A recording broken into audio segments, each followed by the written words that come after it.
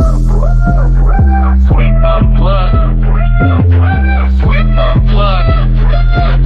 Exclusive interviews with Rudy and the crew. Let's go.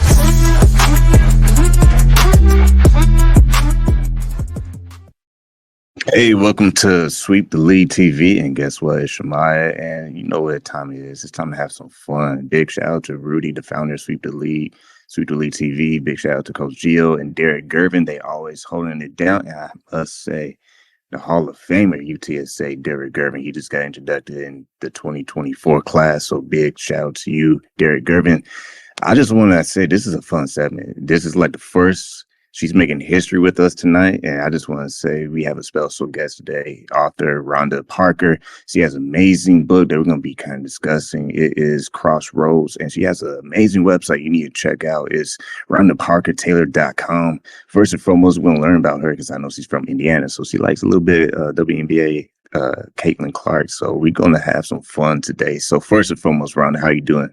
Great. Thank you. And I'm so glad you had me join you today. I know I'm the first. I hope there'll be many to come after. And I have to say, people don't realize sometimes the importance of sports in society and entertainment and how they intertwine, because even though I'm an author, as you learn about sports, you learn about life, the team building, the ability to thrive, dedication, all of the things that make sports important are very live in entertainment too, in writing. What I love about your journey is that you are a writer that is not afraid to just do your thing. And I want to learn a little bit about your process of how you decided that you wanted to publish. And was it traditional or was it self-publishing? Well, we're about to learn about that. So first and foremost, for our audience, kind of share with us what inspires you to write and how you got started with your project book, Crossroads. I would love to explain it. First of all, I was like the Jordan in his young years. I would never been told I was going to be a writer. As a matter of fact, it would have been the exact opposite. They would have said, you're not going to graduate. You're not going to go anywhere. This is not going to be your field. And I sat down with a mentor, worked hard, became more competitive in it, learned everything about writing. And then what I did after that is I went on to college, and then I sat down and I said, I want to write something for me first. It was first about bettering myself and getting excellence in my writing skills, and also exploring myself. And so I sat down and I dedicated myself every day, a page a day, and it would be done in a year. So it was almost like doing calisthenics and all your drills and everything else. You have to practice that trait, and you got to get good, and you have to listen to the feedback, because as soon as you put it in front of somebody else and they say, that's not going to work. You're not going to get that layup. You're not going to be able to hit that three-pointer. It's the same thing in writing. You're never going to get anybody to read. If you can't bring the audience in to your world, nobody's going to show up. So it's the exact same model that you could do in any competition. Even though it's art, even though it's all about wordsmithing and telling a story, it's all the same kind of trade. And then you sit down and you tell the story.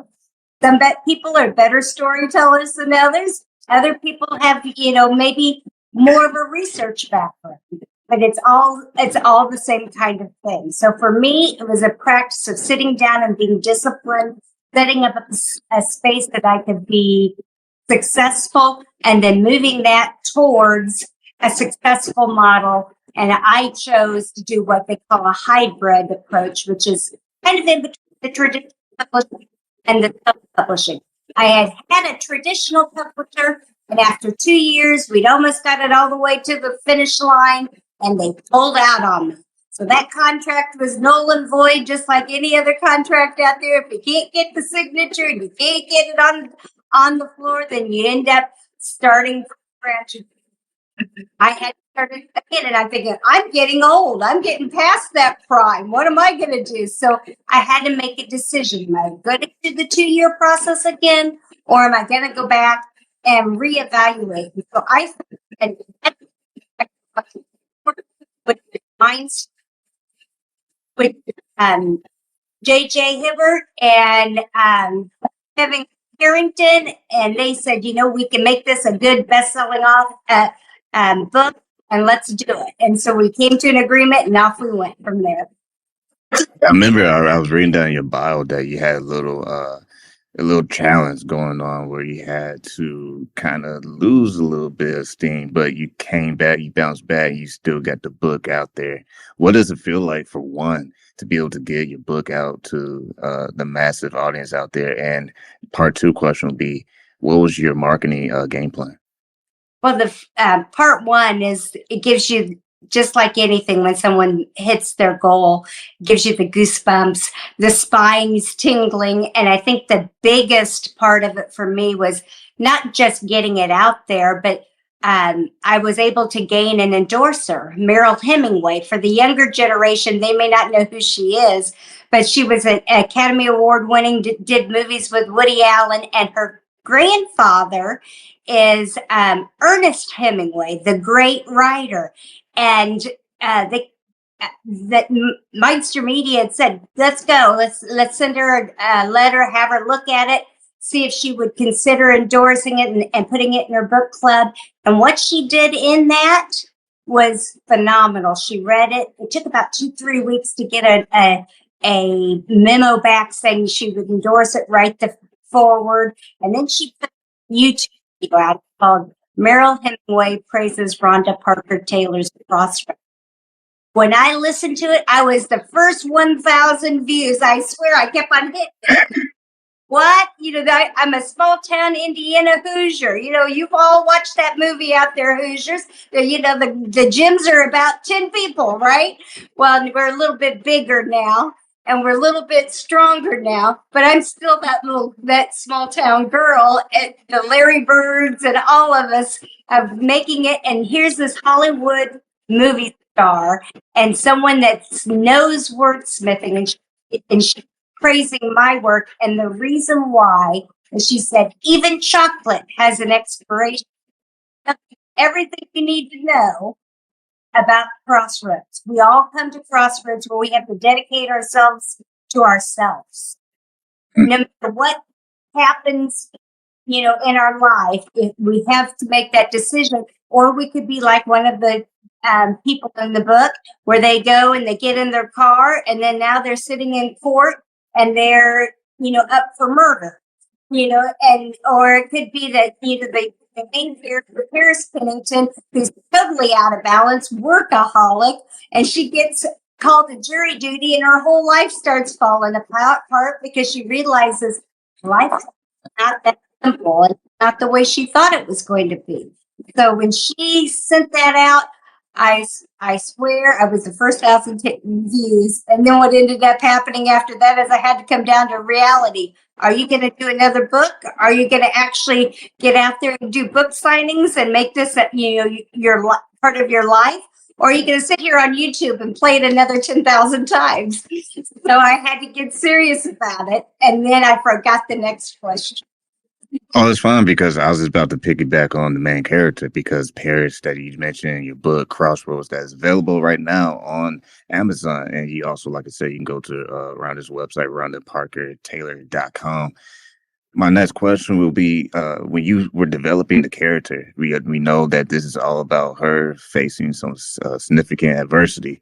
What was the message that you're hoping that the reader will be able to take away just from her character, from Paris? Well, there's 2 primary things that I would like readers to come back with. 1, life's too short. Follow your passion. Do what from the very beginning. If I could go back and talk to the younger version of Rhonda, I would tell her, be more intentional about how you do things, who you spend your time with, and how you spend your time. So that's the first one. But the second, and probably the most powerful one, is that anger is cruel, fury is overwhelming, but who can stand before jealousy? Envy makes the bones rot. If we as a society or as an individual or a community, and we can probably think about in ice skating when we heard about Nancy Kerrigan getting hit in the knees and breaking her kneecaps, all for jealousy, power, and sports. If we allow our image of ourselves to be lowered by being envious of others, we won't thrive. We will rot. And I'm hoping that everybody realizes it's okay to be competitive. Because that's what makes us stronger. My dad was a big proponent. Don't compare, get better.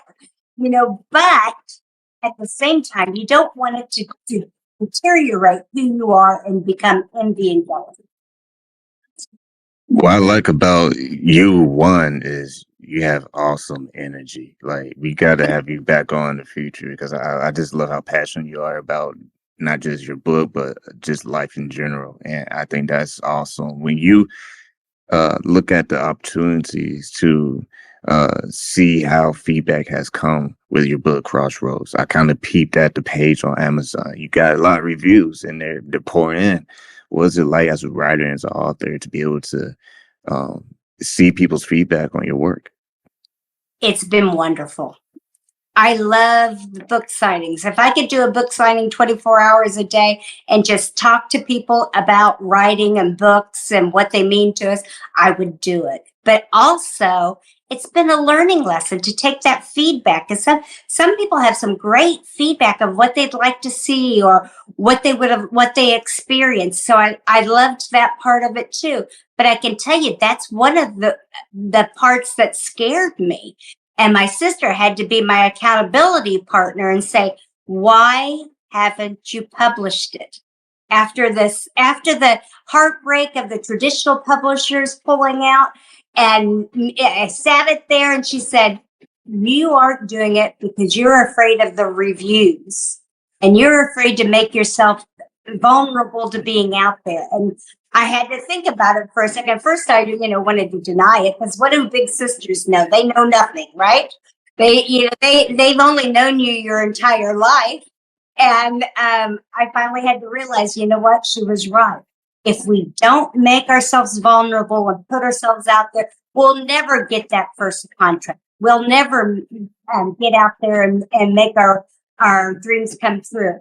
Every area of our lives can be that way. It doesn't matter whether you want to be a good housewife and help someone succeed, your partner, or whether you want a coffee shop, want to be an NBA player, an NFL player, a baseball player or a WNBA player, whatever it is, whatever that passion and that is out there, then the first step makes the road shorter.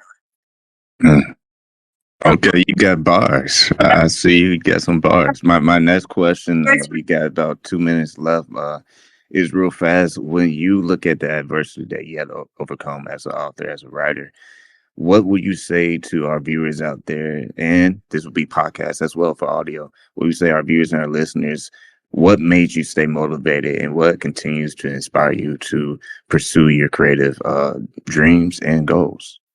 I can say that anybody out there that's gone through any kind of adversity, illness, sickness, divorce, death, whatever it may be, you have a choice. And that's what I chose. My choice was to put one foot in front of the other and keep on moving, because if I didn't, the other choice was to stay in bed and not live.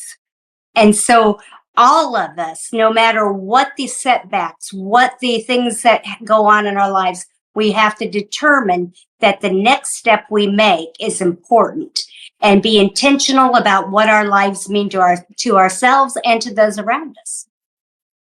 Once again, you've been watching Sweep the Lead TV. This is a segment that's brand new. It's going to debut very soon. It's called Sweep Unplugged, and we had a true honor doing it with our first special guest, the one and only Rhonda. And she has an amazing book, Crossroads. You need to get it on Amazon right now, and make sure you go to her website, RhondaParkerTaylor.com. Hey, if people want to follow you online, because it's not just your website, if you're active on social media, what's the best way people can kind of tune in and follow you? I try to make it easy for everything. Everything's RhondaParkerTaylor.com. If you go to the website too, you can click on all the icons.